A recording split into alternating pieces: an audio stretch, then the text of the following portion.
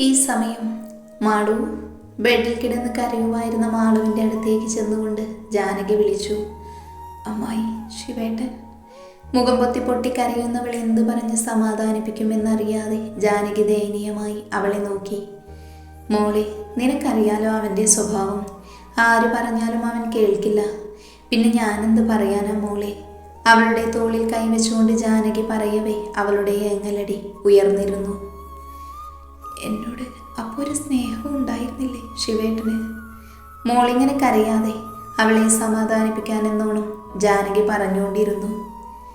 അവൾ വിതുമ്പിക്കൊണ്ട് ജാനകിയുടെ തോളിലേക്ക് ചാഞ്ഞു. വൈക മുറിയിലെ ബെഡിൽ തൻ്റെ മുഖത്തേക്ക് നോക്കാതെ തല താഴ്ത്തിയിരിക്കുന്നവളെ ശിവൻ അല്പം കടുപ്പിച്ചു വിളിച്ചു. പെട്ടെന്ന് അവൾ തല ഉയർത്തി നോക്കിയത് ഫ്രഷായി വന്നതാണെന്ന് അവനെ കണ്ടപ്പോൾ തന്നെ അവൾക്ക് മനസ്സിലായിരുന്നു. പോയി ഫ്രഷായിട്ട് വന്നേ. അവളെ കൂർപ്പിച്ചു നോക്കി പറയുന്നവനെ നോക്കി അവൾ ബെഡിൽ നിന്നും എഴുന്നേറ്റു. എൻ്റെ കയ്യിൽ ഡ്രസ്സില്ല. അല്പം പേടിയോടെ പറയുന്നവളെ ഒന്ന് നോക്കി അവൻ റൂമിലെ ഡ്രസ്സിംഗ് ടേബിളിൽ തുറന്നു. അതിൽ നിറയെ വസ്ത്രങ്ങളായിരുന്നു. അവൾ കണ്ണു തള്ളി അവനെ നോക്കവേ അവൻ്റെ ഒച്ച ഉയർന്നിരുന്നു. ഇനി കുളിക്കാലോ? പെട്ടെന്ന് അവൾ അതിൽ നിന്നൊരു ഡ്രസ്സ് എടുക്കാൻ കൈ ഉയർത്തവേ അവൻ തന്നെ ഒരു സാരി എടുത്ത് അവളുടെ കയ്യിൽ വെച്ചു കൊടുത്തു. അവൾ അവൻ്റെ മുഖത്തേക്കൊന്ന് നോക്കി തിരിഞ്ഞു ബാത്റൂമിലേക്ക് നടന്നു. അവനൊരു ചിരിയോടെ അവൾ പോകുന്നത് നോക്കി നിന്ന ശേഷം ബാൽക്കണിയിലേക്ക് പോയി. തൻ്റെ മുറിയിൽ ശിവനെയും വൈകയെയും പറ്റി തലപുകഞ്ഞുള്ള ആലോചനയിലായിരുന്നു നന്ദൻ. എന്നാലും എങ്ങനെ? സ്വയം പറഞ്ഞുകൊണ്ട് അവൻ അകത്തേക്ക് കയറി വന്ന കണ്ണനുമായി കൂട്ടിമുട്ടിയിരുന്നു. പണ്ടാരമടങ്ങാനായിട്ട് തലയിടിച്ചു പൊളിക്കുപോടൂ. പല്ല് കടിച്ചുകൊണ്ട് തലയും തടവി കണ്ണൻ നന്ദനെ നോക്കി. അപ്പോഴും നന്ദൻ ആലോചനയിലായിരുന്നു. എന്തോന്നടാ ഇത്ര വലിയ ആലോചന? നന്ദനിൽ നിന്നും പ്രതികരണമൊന്നുമില്ലാതെ കണ്ണൻ അവൻ്റെ മുഖത്തേക്ക് നോക്കി ചോദിച്ചു. അതില്ലടാ, നമ്മുടെ ശിവന്റെ കല്യാണം കഴിഞ്ഞു. നീ അറിഞ്ഞോ? എന്തോ ഓർമ്മയും നന്ദൻ പറഞ്ഞു. എന്ത്? പെട്ടെന്ന് കണ്ണൻ്റെ അലർച്ച കേട്ട് നന്ദൻ ഞെട്ടലോടെ അവൻ്റെ മുഖത്തേക്ക് നോക്കി. എന്താ? നന്ദൻ ഞെട്ടലോടെ ചോദിച്ചു. നീ ഇപ്പോ എന്താ പറഞ്ഞേ? ശിവേട്ടൻ്റെ കല്യാണം കഴിഞ്ഞെന്നോ? കണ്ണൻ ചോദിച്ചതും നന്ദൻ അതേന്ന് തലയാട്ടി. No, it's impossible. കലിപ്പനും പെണ്ണോ? അല്ല, ഞാനറിയാതെ കല്യാണോ? അങ്ങനെ വരാൻ വഴിയില്ലല്ലോ. അതൊന്നും നടക്കില്ല, ഞാൻ സമ്മതിക്കില്ല. കണ്ണൻ പറയവേ നന്ദൻ കണ്ണുമിഴിച്ച് അവനെ നോക്കിപ്പോയി. ബൈ ദ ബൈ, ആരാ നിർഭാഗ്യവതി? ഐ മീൻ നമ്മുടെ ഏട്ടത്തി ആരാ? നന്ദൻ്റെ തോളിൽ കൈയിട്ടുകൊണ്ട് കണ്ണൻ ചോദിക്കവേ നന്ദൻ തലചിരിച്ച് കണ്ണനെ നോക്കി. വൈകരുദ്ര. വൈകരുദ്ര, ആഹാ, നല്ല പേര്. ആള് കാണാൻ എങ്ങനാ? നന്ദൻ പെട്ടെന്ന് തിരിഞ്ഞ് അവൻ്റെ മുഖത്തേക്ക് ഉറ്റുനോക്കി. കണ്ണൻ്റെ എക്സ്പ്രഷനിൽ നിന്നും അവന് ആളിനെ മനസ്സിലായില്ലെന്ന് നന്ദന് മനസ്സിലായി. കാണാനൊക്കെ സൂപ്പറാണ്. പേരും സൂപ്പർ. അപ്പം നമ്മുടെ ശിവേട്ടൻ്റെ പേരിൻ്റെ ഒപ്പം ചേരുമ്പോൾ വൈഗ ശിവദേവ് ശ്രീനിവാസൻ. പൊള്ളി. അല്ല, ആളെവിടെ? ഒന്ന് കാണാൻ പറ്റുമോ? പിന്നെ ശിവന്റെ റൂമിലുണ്ട്, ചെന്ന് കണ്ടിട്ട് വാ. അപ്പം നിനക്ക് ആളെ മനസ്സിലാവും. അതും പറഞ്ഞ് നന്ദൻ തൻ്റെ ലാപ്പ് ബെഡിലേക്ക് വെച്ചിരുന്നു. ഓക്കെ. കണ്ണൻ വന്ന പോലെ ശിവന്റെ മുറിയിലേക്ക് പോയി. ഇങ്ങനൊരു മണ്ടൻ എന്തിനാവോ എന്തോ. അവൻ്റെ പോക്ക് കണ്ട് നന്ദൻ നെഞ്ചത്ത് കൈവച്ച് ഇരുന്നു പോയി. കണ്ണൻ ചെല്ലുമ്പോൾ ശിവന്റെ മുറിയിൽ വാതിൽ ചെറുതായി ചാരിയിരുന്നതേ ഉള്ളൂ. അവൻ വാതിൽ തള്ളി തുറന്നകത്ത് കയറി. കുളി കഴിഞ്ഞ് വന്ന് തലയിൽ കെട്ടിയിരുന്ന തോർത്തഴിച്ചെടുത്ത് കണ്ണാടിക്ക് മുന്നിൽ നിന്ന് തല തുവർത്തുവായിരുന്നു ആ നിമിഷം വൈക. അത് കണ്ട് കണ്ണനെ അവൾ കണ്ടിരുന്നില്ല. തിരിഞ്ഞു നിൽക്കുന്ന വൈകയെ കണ്ണന് മനസ്സിലായതുമില്ല. ഏട്ടത്തി. കണ്ണൻ്റെ നീട്ടിയുള്ള വിളി കേട്ട് വൈക തിരിഞ്ഞു നോക്കിയതും കണ്ണൻ ഞെട്ടി പണ്ടാരമടങ്ങി നിന്നു. വൈക, താനോ? ഞെട്ടലോടെ കണ്ണൻ ചോദിക്കവേ അവൾ എന്ത് പറയണമെന്നറിയാതെ അവൻ്റെ മുഖത്തേക്ക് നോക്കി നിന്നു. വൈകയല്ല, നിന്റെ ഏട്ടത്തി. കണ്ണൻ്റെ ശബ്ദം കേട്ട് ബാൽക്കണിയിൽ നിന്ന് ശിവൻ അകത്തേക്ക് കയറി വന്നു. എപ്പോൾ മുതൽ? വൈകയെ കണ്ട ഞെട്ടിലറിയാതെ കണ്ണൻ്റെ വായിൽ നിന്നും വീണുപോയി. ഇപ്പം മുതൽ. ശിവൻ അല്പം കടുപ്പിച്ചു പറഞ്ഞതും കണ്ണൻ അനുസരണയോടെ തലയാട്ടി. വാ ഏട്ടത്തി. ശിവനെ ഒന്ന് നോക്കി കണ്ണൻ അവളുടെ കയ്യിൽ പിടിച്ച് താഴേക്ക് കൊണ്ടുപോകാൻ നിന്നതും ശിവൻ അവനെ തറപ്പിച്ചു നോക്കി. എങ്ങോട്ടാ? താഴേക്ക്. നിഷ്കുവായി പറയുന്നവന് ശിവൻ ഞെട്ടിച്ചുളിച്ച് സംശയത്തിൽ നോക്കി. നീ പൊക്കോ, ഞങ്ങൾ വന്നോളാം. ശിവൻ പറഞ്ഞതും അവനെ നോക്കി തലയാട്ടി കണ്ണൻ പുറത്തേക്ക് പോയി. കല്യാണക്കാര്യം അവളോട് ചോദിക്കാന്ന് വെച്ചപ്പോൾ കലിപ്പനെല്ലാം നശിപ്പിച്ചു. പിറുപിറുത്തുകൊണ്ട് കണ്ണൻ മുറിയിലേക്ക് നടന്നു. ഈ സമയം കയ്യിൽ കിട്ടിയതെല്ലാം എറിഞ്ഞുടക്കുമായിരുന്നു മാളു. തനിക്ക് കിട്ടാത്ത ജീവിതം വൈകയ്ക്കും കിട്ടണ്ട എന്ന വാശിയോടെ അവൾ കിട്ടിയതെല്ലാം എറിഞ്ഞുടച്ചു. ഇല്ല വൈക, ഈ ശ്രേയ ജീവിച്ചിരിക്കുന്നിടത്തോളം കാലം നീ എൻ്റെ ശിവേട്ടിൻ്റെ ഒപ്പം സന്തോഷമായിട്ട് ജീവിക്കില്ല. അതിന് നിന്നെ ഞാൻ അനുവദിക്കില്ല വൈക. ഏതു വിധേനയും ശിവേട്ടനെ ഞാൻ നിന്നിൽ നിന്നും തട്ടിയെടുത്തിരിക്കും. അധികകാലം നീ ഇവിടെ സുഖിച്ചു വാഴാമെന്ന് വിചാരിക്കണ്ടടി. ദേഷ്യത്തോടെ കണ്ണാടിക്ക് മുന്നിൽ നിന്നും വൈകയോടെന്ന പോലെ മാളു അലറിക്കൊണ്ട് കയ്യിലിരുന്ന ഫ്ലവർ വേഴ്സ് കണ്ണാടിയിലേക്ക് എറിഞ്ഞു. ചില്ലു തെറിച്ചു നിലത്തെല്ലാം വീണു. ശ്രേയയുടെ സ്വഭാവം നന്നായി അറിയാവുന്ന ജാനകി ടെൻഷനോടെ മുറിയുടെ അങ്ങോട്ടും ഇങ്ങോട്ടും നടക്കുമായിരുന്നു. വൈകിട്ടോടെ ശ്രീനിവാസനും രുക്മിണിയും ഒപ്പം ശ്രീനിസും തിരികെ എത്തും. അഗ്നിരുദ്ര, മാധവ്, ഭാര്യ രുക്മിണി മാധവ്, മക്കൾ ശ്രീനിവാസ് മാധവ്, ശ്രീനിസ് മാധവ്, ശ്രീനിവാസൻ, ഭാര്യ ജാനകി, മക്കൾ ശിവദേവ് ശ്രീനിവാസൻ, ശരൺ ശ്രീനിവാസൻ, ശ്രീനിവാസൻ അവരുടെ തന്നെ മറ്റൊരു കമ്പനിയിൽ ബാംഗ്ലൂരിലെ അഗ്നിശയിൽ MD ആണ്.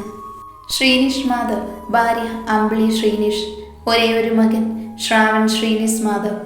കണ്ണൻ്റെ പ്രസവത്തോടെ അമ്പിളി മരിച്ചു. കുഞ്ഞായിരുന്ന കണ്ണനെ നോക്കിയതും വളർത്തിയതുമൊക്കെ ജാനകിയായിരുന്നു.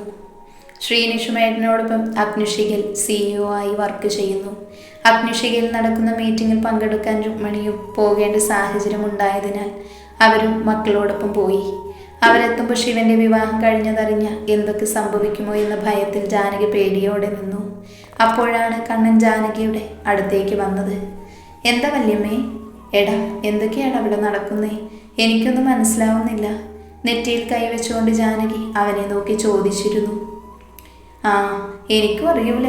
വൈകിയ ശിവേട്ടൻ കല്യാണം കഴിക്കുമെന്ന് ഞാൻ സ്വപ്നത്തിൽ പോലും കരുതിയിരുന്നില്ല വല്യമ്മേ. കാരണം ഞാൻ കാണുമ്പോഴെല്ലാം ഇല്ലാത്ത കാര്യത്തിന് വൈകിയോട് ചൂടാവുമായിരുന്നു ശിവേട്ടൻ. പിന്നെ ഇതെങ്ങനെ, എപ്പോ എന്നൊന്നും അറിയില്ല. കണ്ണൻ കൈമലർത്തിയതും ജാനകി ആലോചനയിലാണ്ടു. വല്യമ്മ ടെൻഷനാവാതെ നമുക്ക് നോക്കാന്നേ. ശിവേട്ടൻ്റെ തീരുമാനമല്ലേ. പണ്ട് മുതലേ ഏട്ടൻ ഇങ്ങനെയല്ലേ. ആരും പ്രതീക്ഷിക്കാതെയല്ലേ പുള്ളിക്കാരൻ്റെ പ്രവൃത്തികൾ. അതുപോലെ കണ്ടാ പോരെ ഇതും. അവരെ സമാധാനിപ്പിച്ചുകൊണ്ട് കണ്ണൻ പറഞ്ഞതും അവർ തെളിച്ചമില്ലാതെ ഒന്ന് പുഞ്ചിരിച്ചിരുന്നു കണ്ണനോട്. അപ്പോഴേക്ക് മുറ്റത്തൊരു കാറ് വന്ന് നിന്ന ശബ്ദം കേട്ട് കണ്ണൻ ജാനകിയുടെ മുഖത്തേക്ക് നോക്കി. അയ്യോ, അവരൊക്കെ എത്തിയടാ. ഞാൻ എന്ത് പറയൂ ഇനി അവരോട്? പേടിയാവുന്നു കണ്ണ. അവൻ്റെ കയ്യിൽ മുറുക്കെ പിടിച്ചുകൊണ്ട് ജാനകി പറഞ്ഞു. ഈ സില്ലി മാറ്റേഴ്സിന് വല്യമ്മ ഇങ്ങനെ പേടിക്കുന്നത് എന്തിനാ? ഞാനില്ലേ കൂടെ, വാ ഇങ്ങോട്ട്. വലിയ ഗമയിൽ ജാനകിയുടെ കയ്യും പിടിച്ച് കണ്ണൻ ഹാളിലേക്ക് ചെന്നു. എന്താണ് അമ്മയും മോനും കൂടി ഒരു കള്ളലക്ഷണം?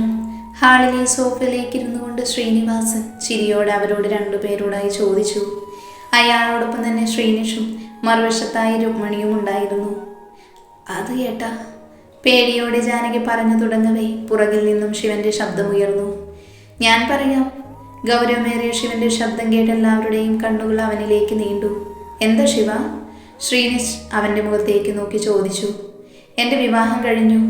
ഉറച്ച സ്വരത്തോടെ മറ്റെങ്ങോ ദൃഷ്ടി പതിപ്പിച്ച് പറയുന്നവനെ ജാനകിയും കണ്ണനും ഒഴികെ മൂവരും കണ്ണു പിഴിച്ചു നോക്കി. ശിവ! ശ്രീനിവാസൻ സോഫയിൽ നിന്നും ചാടി എഴുന്നേറ്റു. വൈക! ഉറക്കെയുള്ള അവൻ്റെ വിളികേട്ട് മുറിയിൽ നിന്നും വൈക താഴേക്ക് ഓടി വന്നു. ചുവന്ന നിറത്തിലുള്ള സാരിയും ഉടുത്ത് ശിവന്റെ താലിയും സിന്ദൂരവും അണിഞ്ഞ് സ്റ്റെപ്പ് ഇറങ്ങി വരുന്നവളെ എല്ലാവരും കണ്ണെടുക്കാതെ നോക്കി നിന്നു.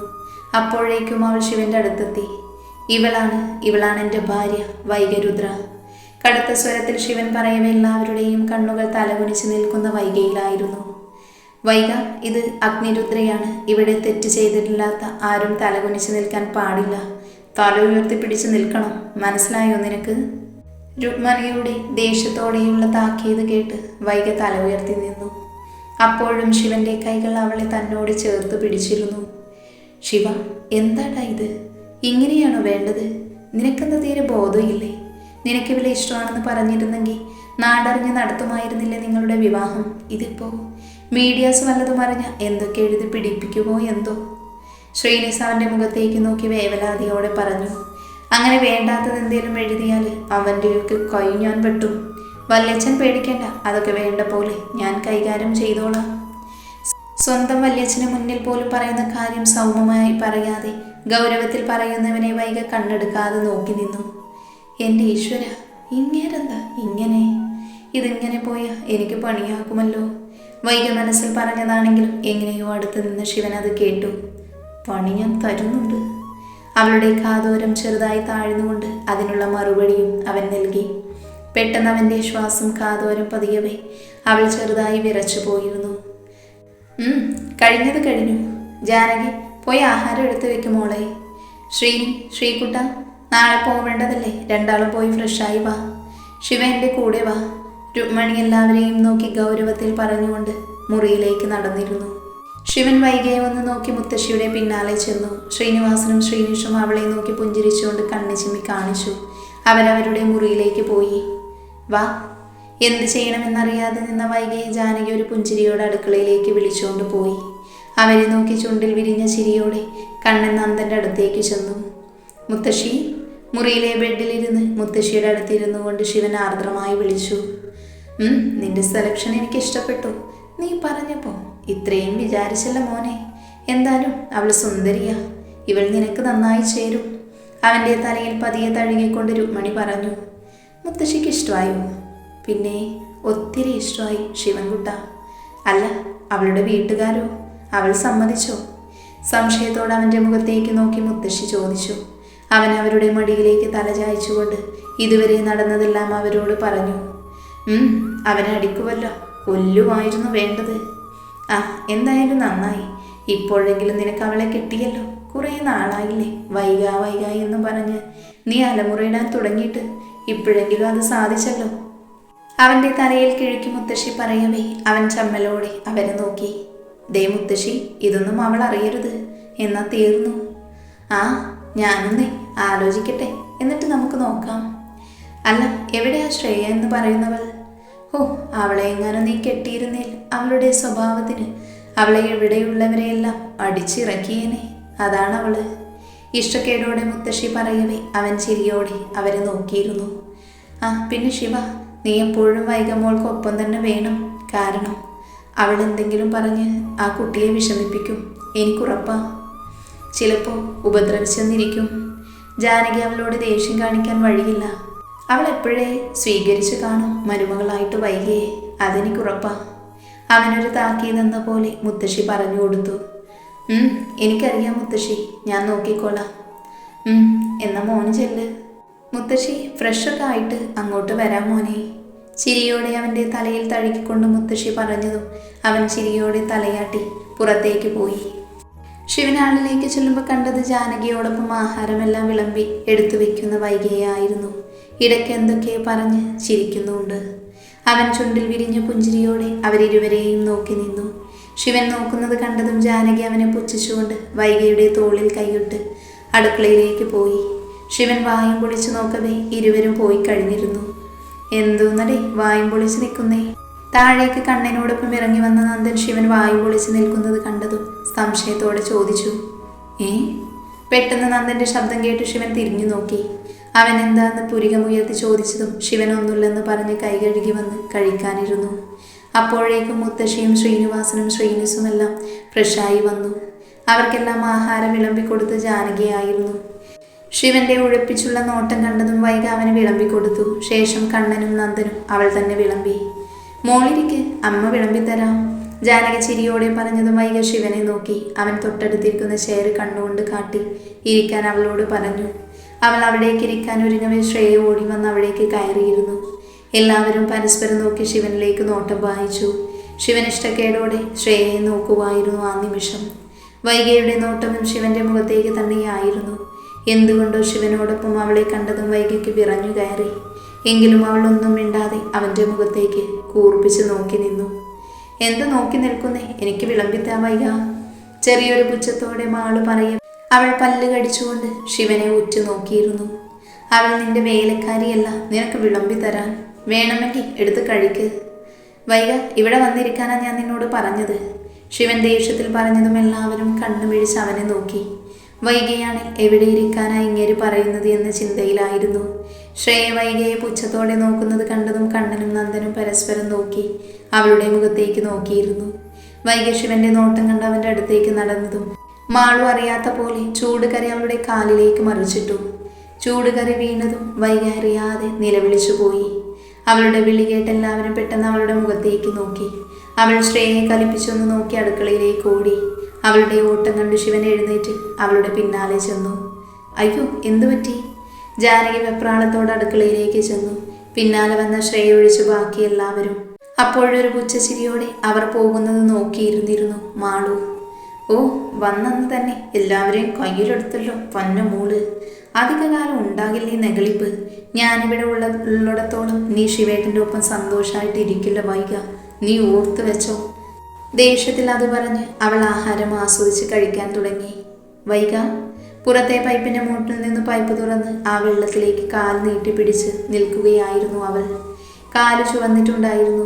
വെള്ളം വീഴുമ്പോൾ ആശ്വാസമുണ്ടായിരുന്നെങ്കിലും അത് മാറ്റുമ്പോൾ അവൾക്ക് നല്ലോണം നീറുന്നുണ്ടായിരുന്നു. അതിനനുസരിച്ച് അവളുടെ കണ്ണുകൾ നിറഞ്ഞു. അതുകൊണ്ട് തന്നെ അവൾ ശിവന്റെ മുഖത്തേക്ക് നോക്കിയില്ല. അയ്യോ മോളെ, എന്താ പറ്റിയത് പെട്ടെന്ന്? ജാനകി വേവലാതിയോടെ അവളുടെ അടുത്തേക്ക് ഓടിച്ചെന്നു. എന്ത് സംഭവിക്കാൻ? അമ്മയുടെ അനന്തരവള് ഏട്ടത്തിയുടെ കാലിൽ കൂടി കറി തട്ടിമറിച്ചിട്ട് അത്ര തന്നെ.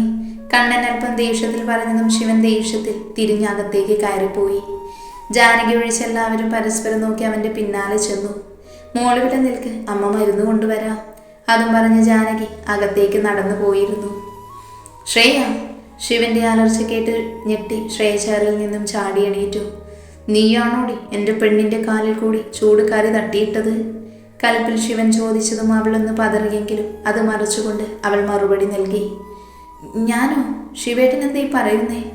ഓ, ഏട്ടന്റെ മുന്നിൽ നല്ലവൾ ചമയാനെ എന്നെ കുറ്റക്കാരിയാക്കാൻ അവൾ പറഞ്ഞതാവും അല്ലേ ഇത്? പുച്ഛത്തോടെ ശ്രേയ പറഞ്ഞതും ശിവൻ മുഷ്ടി ചുരുട്ടി അവളെ നോക്കി നിന്നു. ഞാൻ ചോദിച്ചതിന് ഉത്തരം പറയടി. ഞാനല്ല.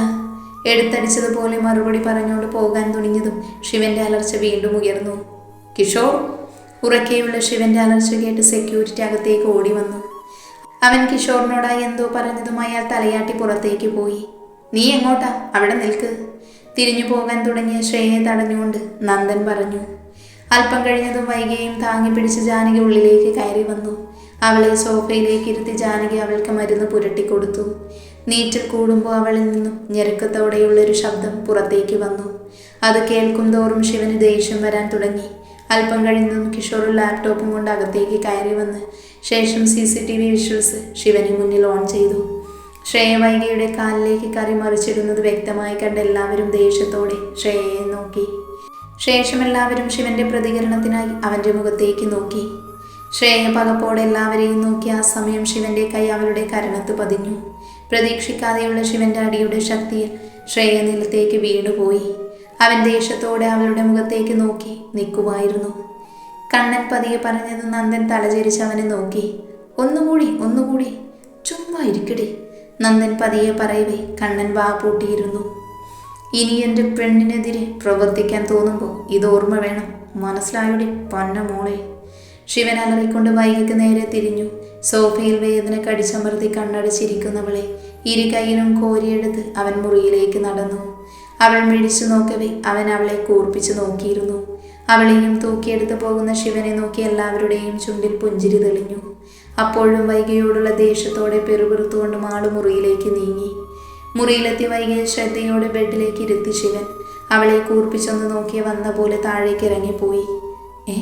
ഇങ്ങേർക്ക് എന്തുവാ? ഇങ്ങേരുടെ മുറപ്പെണ്ണന്റെ കാലിൽ കറി ഒഴിച്ചതിന് ഇങ്ങേര് എന്നെ എന്തിനാ നോക്കി പേടിപ്പിക്കുന്നേ? അവൾ ആലോചനയോടെ കണ്ണടച്ചിരുന്നതും അടുത്ത് ആരോ വന്നിരിക്കുന്നതറിഞ്ഞ് അവൾ കണ്ണു തുറന്നു നോക്കി. കയ്യിൽ അവൾക്ക് കഴിക്കാനുള്ള ചപ്പാത്തിയും കുറുമയും എടുത്തുകൊണ്ട് അവളെ തുറിച്ചു നോക്കുന്നവനെ കണ്ടതും അവൾ കണ്ണു പിടിച്ച് അവനെ നോക്കി. എന്താടി തുറിച്ചു നോക്കുന്നേ? വാ തുറക്കടി. ചപ്പാത്തി കറിയിൽ മുക്കി അവൾക്ക് നേരെ നീട്ടിക്കൊണ്ട് അവൻ പറഞ്ഞു. ഓ, ഇങ്ങർക്കൊന്ന് പതിയെ പറഞ്ഞൂടെ, മനുഷ്യന്റെ ചെവി അടിച്ചു പോകുമല്ലോ. മനസ്സിൽ പറഞ്ഞുകൊണ്ട് അവൻ നൽകിയ ആഹാരം മുഴുവൻ അവൾ കഴിച്ചു. അവൻ അവളെയും തൂക്കിയെടുത്ത് ബാത്റൂമിലേക്ക് കൊണ്ടുപോയി വാ കഴുകിച്ച് തിരികെ കൊണ്ടുവന്ന് ബെഡിലേക്ക് ഇരുത്തി. ഞാനിപ്പോൾ വരാം. ഇവിടെ നിന്നും അനങ്ങിയ എൻ്റെ കയ്യിൽ നിന്നും മേടിക്കും നീ. അവളെ കൂർപ്പിച്ച് നോക്കി കടുപ്പിച്ച് പറഞ്ഞുകൊണ്ട് ശിവൻ പ്ലേറ്റും കൊണ്ട് താഴേക്ക് പോയി. അവൻ പോകുന്നതെന്ന് നോക്കി ബെഡിലേക്ക് ചാരി കണ്ണടച്ചിരുന്നു. ശിവൻ തിരികെ വരുമ്പോൾ കണ്ടത് ഹെഡ് റെസ്റ്റിൽ ചാരിയിരുന്ന് ഉറങ്ങുന്ന വൈകിയാണ്. അവനൊരു ചിരിയോടെ അവളെ പതിയെ എടുത്ത് ബെഡിലേക്ക് കിടത്തി. ശേഷം ലൈറ്റ് ഓഫ് ചെയ്ത് അവനും അവളുടെ അടുത്തായി കിടന്നു. അല്പം കഴിഞ്ഞതും അവൾ ഉറക്കത്തിൽ എന്തൊക്കെയോ പറയുന്നത് അവൻ അവളിലേക്ക് കാതോർത്തു. വൈദ്വേട്ട, ഏട്ടൻ്റെ കുഞ്ഞ് വേഗം വരും, കരയല്ലേ, എന്നോട് പിടങ്ങല്ലേ, അമ്മയോടൊപ്പം നിൽക്കണേ. പറഞ്ഞ കാര്യം തന്നെ വീണ്ടും വീണ്ടും അവൾ പറഞ്ഞുകൊണ്ടിരുന്നു. അവൻ അവൾക്ക് നേരെ ചെരിഞ്ഞു കിടന്നതും അവൾ വൈദുവിൻ്റെ ഓർമ്മയിൽ ഒരു കൈകൊണ്ട് അവനെ ചുറ്റിപ്പിടിച്ചിരുന്നു. ശിവൻ ഞെട്ടലോടെ അവളെ നോക്കിയതും അവൾ അല്പം കൂടി അവനോട് ചേർന്ന് കിടന്നു. അവനൊരു ചിരിയോടെ അവളെ ചേർത്ത് പിടിച്ച് കണ്ണുകളടച്ചു. പിറ്റേന്ന് നേരം പുലർന്നതും ആദ്യം കണ്ണ് ചിമ്മി തുറന്നത് വൈകിയാണ്. അവളുടെ കണ്ണുകൾ ആദ്യം ചെന്നുടക്കിയത് തന്നെ ചേർത്ത് പിടിച്ചുറങ്ങുന്ന ശിവനിലാണ്. ആദ്യം ഒന്ന് ഞെട്ടിയെങ്കിലും അടുത്ത നിമിഷം അവളിൽ ഒരു പുഞ്ചിരി വിരിഞ്ഞു. എങ്കിലും പെട്ടെന്ന് ബോധം വന്ന പോലെ അവളെ ചാടി എണീറ്റു. അവൾ എണീറ്റതും അവൻ ഞെട്ടലോടെ കണ്ണ് വലിച്ചു തുറന്ന് പെട്ടെന്ന് ഉറക്കം മുറിഞ്ഞ ദേഷ്യത്തിൽ ശിവൻ അവളെ നോക്കി. എന്തോന്നടി നിനക്ക്? പെട്ടെന്നുള്ള അവൻ്റെ അലർച്ച കേട്ട് വൈകി ചുണ്ട് കൂർപ്പിച്ച് അവൻ്റെ മുഖത്തേക്ക് നോക്കി. അത് കണ്ടതും അവന് ചിരി പൊട്ടിയെങ്കിലും അത് മറച്ചു വെച്ച് അവൻ ഗൗരവത്തിൽ അവളുടെ മുഖത്തേക്ക് നോക്കി. എങ്ങോട്ടാ മഹതി? നേരം വെളുക്കും മുമ്പ് ഇനിയും അലറിയ പെണ്ണ് കാറിക്കോവി കുളവാക്കുമെന്നറിയാവുന്ന ശിവൻ അല്പം ഒച്ച കുറച്ച് ചോദിച്ചു.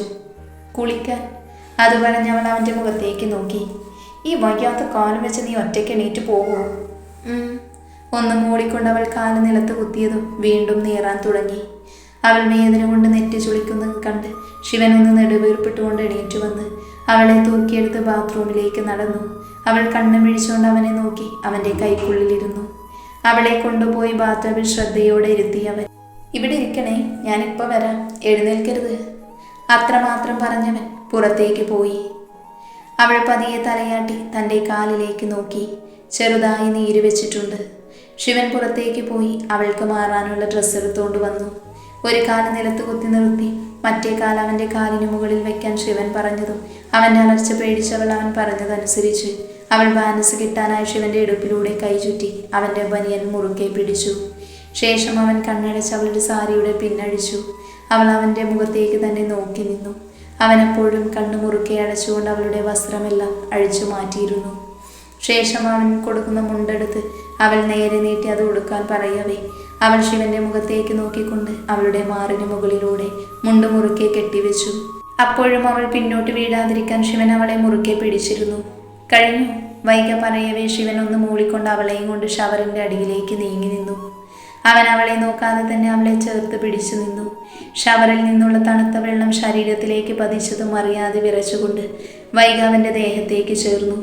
അവളുടെ ആ പ്രവൃത്തിയിൽ ഞെട്ടിക്കൊണ്ട് ശിവൻ അവളുടെ മുഖത്തേക്ക് നോക്കി. അവൾ അപ്പോഴും ഇതൊന്നും അറിയാതെ പിന്നോട്ട് വീഴാതിരിക്കാൻ അവനെ ചുറ്റിപ്പിടിച്ച് തന്നെ നിൽക്കുമായിരുന്നു. പെട്ടെന്ന് ബോധം വന്ന ശിവൻ അവളിൽ നിന്നും നോട്ടം മാറ്റി മറ്റെങ്ങോ നോക്കി നിന്നു. എൻ്റെ ദൈവമേ, ഈ പെണ്ണ് എൻ്റെ കൺട്രോൾ കളയും. അവൻ മനസ്സിൽ ഓർത്തുകൊണ്ട് കണ്ണു മുറുക്കെ പൂട്ടി നിന്നിരുന്നു. ഒരുവിധം കുളി കഴിയുന്നത് വരെ പിടിച്ചു നിന്നു ശിവൻ. ശേഷം ശ്രദ്ധയോടെ തന്നെ വസ്ത്രവും ധരിപ്പിച്ച് അവൻ അവളെ തൂക്കിയെടുത്ത് റൂമിലേക്ക് പോയി അവളെ ശ്രദ്ധയോടെ ബെഡിലേക്ക് ഇരുത്തി. അവൾ അപ്പോഴും കണ്ണെടുക്കാതെ അവൻ്റെ ഓരോ പ്രവൃത്തിയും നോക്കിയിരിക്കുമായിരുന്നു. ബാത്റൂമിലേക്ക് പോവാൻ നിന്ന ശിവൻ അവൾക്ക് നേരെ തിരിഞ്ഞു. ഞാൻ വരുന്നവരെ ഇവിടുന്ന് അനങ്ങിയോ? അത്രയും പറഞ്ഞ് അവളെ നോക്കി പേടിപ്പിച്ചുകൊണ്ട് അവൻ ബാത്റൂമിലേക്ക് പോയിരുന്നു. അവൻ പോയതും അവൾ നെഞ്ചത്ത് കൈവച്ച് ശ്വാസം വലിച്ചു വിട്ടു. ഓ, ഇങ്ങനൊരു മനുഷ്യനാണോ? ചിലപ്പോൾ തോന്നും എന്നോട് സ്നേഹമുണ്ടെന്ന്, ചിലപ്പോൾ കടിച്ച് കീറാനും വരും. എന്തൊരു മനുഷ്യനാ ഇങ്ങേര്! എന്ത് ചെയ്യാനാ ഞാൻ? അവൾ സ്വയം പറഞ്ഞുകൊണ്ട് അവൻ പോയ വഴിയെ നോക്കി ബെഡിലേക്ക് ഹെഡ് റെസ്റ്റിൽ ചാരിയിരുന്നു. അരമണിക്കൂർ കഴിഞ്ഞതും ശിവൻ കുളി കഴിഞ്ഞ് റൂമിലേക്ക് തന്നെ വന്നു. അവൻ മിററിൽ നോക്കിക്കൊണ്ട് മുടി ഒതുക്കി വെച്ചു. ശേഷം അതിലൂടെ തന്നെ നോക്കിയിരിക്കുന്ന വൈകയെ ഒന്ന് നോക്കി. അവൻ ചുണ്ടിൽ വിരിഞ്ഞ ചിരിയോടെ ഡ്രോയർ തുറന്ന് ചെറിയൊരു ചെപ്പ് കയ്യിലെടുത്ത് അവളുടെ അടുത്തേക്ക് ചെന്നു നിന്നു. അവൾ അപ്പോഴും കണ്ണുമിഴിച്ച് മറ്റേതോ ലോകത്തെന്ന പോലെ അവനെ തന്നെ നോക്കിയിരിക്കുമായിരുന്നു. അവൻ ചെപ്പ് തുറന്ന് അല്പം കുങ്കുമം എടുത്ത് അവളുടെ നെറുകയിൽ ചാർത്തി കൊടുത്തു. ശേഷം നെറ്റിയിൽ ഒരു ചുംബനം നൽകി. പെട്ടെന്ന് നെറ്റിയിൽ തണുപ്പറിഞ്ഞവൾ തലചിരിച്ച് അവനെ നോക്കി. അത്രയും അടുത്ത ശിവനെ കണ്ടതും അവൾ പകച്ചുകൊണ്ട് അവൻ്റെ മുഖത്തേക്ക് നോക്കി. അവൻ പുരികമുയർത്തി എന്താ എന്ന് ചോദിച്ചതും അവൾ ഒന്നുമില്ലെന്ന് തലയാട്ടി. രാവിലെ അവൾക്കുള്ള ആഹാരം ശിവൻ തന്നെ മുറിയിൽ കൊണ്ടുവന്ന് അവൾക്ക് വാരിക്കൊടുത്തു. ശേഷം ഓഫീസിലേക്ക് ചെല്ലേണ്ട ആവശ്യമുണ്ടെന്ന് നന്ദൻ പറഞ്ഞതും ശിവൻ വൈകിയോടെ എഴുന്നേറ്റ് നടക്കരുതെന്ന് പറഞ്ഞ് നെറ്റിയിൽ ഒരു മുത്തവും നൽകി. ജാനകിയോട് അവളെ നോക്കാൻ പറഞ്ഞുകൊണ്ട് ഓഫീസിലേക്ക് പോയി. ശ്രേയയെ പേടിച്ച് ജാനകി ഏറെ നേരവും വൈകിയോടൊപ്പം തന്നെ ഉണ്ടായിരുന്നു. ഇടയ്ക്ക് അവൾ ഉറങ്ങിയപ്പോൾ ജാനകി വാതിൽ ചാരി പുറത്തേക്ക് പോയി. വൈകയെ തനിച്ചു കിട്ടാൻ കാത്തുനിന്ന പോലെ മാളു പതിയെ വാതിൽ തുറന്ന് വൈകയുടെ അടുത്തേക്ക് ചെന്നു. ശ്രേയ അവളുടെ അടുത്തിരുന്ന് കുറച്ചു നേരം അവളുടെ മുഖത്തേക്ക് നോക്കിയിരുന്നു. ശേഷം വർദ്ധിച്ച പകയോടെ അവൾ വൈകയുടെ കഴുത്തിൽ കിടന്ന താലിമാല പൊട്ടിച്ചെറിയാൻ തുനിഞ്ഞതും വൈക ഞെട്ടി കണ്ണു തുറന്നു. കണ്ണിൽ നിറഞ്ഞ ദേഷ്യത്തോടെ തൻ്റെ താലിമാല പൊട്ടിക്കാൻ ശ്രമിക്കുന്ന മാളുവിനെ അവൾ ദേഷ്യത്തോടെ പിന്നോട്ട് ആഞ്ഞു തള്ളി. പെട്ടെന്നുള്ള വൈകയുടെ അറ്റാക്കിൽ മാളു നിലത്തേക്ക് മലർന്നടിച്ചു വീണു. അപ്പോഴേക്കും പേടിയോടെ വൈക തൻ്റെ താലി നെഞ്ചോട് ചേർത്ത് പിടിച്ചുകൊണ്ട് കലിപ്പോടെ മാളുവിനെ നോക്കി.